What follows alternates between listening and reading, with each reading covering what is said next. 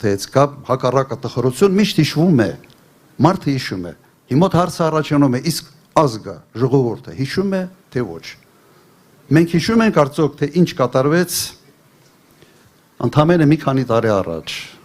21 թվականի, 20 թվականի պատերազմից հետո։ Արդյոք մենք հիշում ենք, որ կորցրել ենք Արցախը, որ տվել ենք 5000-ից ավել զոհ, 12000 վիրավոր։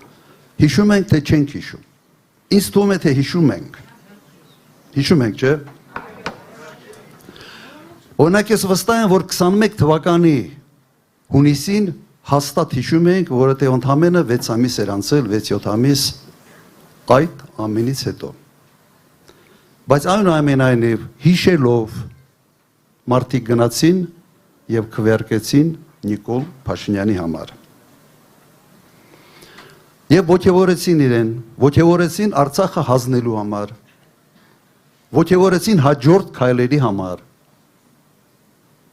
Հիմա սա կոլեկտիվ հիշողության դրսևորում է, թե ինչ է։ Ես անկեղծ ասեմ, մինչ այսօր ես դրա բացատրությունը չունեմ։ Ըստ էության ընտրողը հնարավորություն է տվել Փաշինյանին մեր գլխին բերել նոր ողբերգություն։ Փաստորեն քվեարկելով ասել է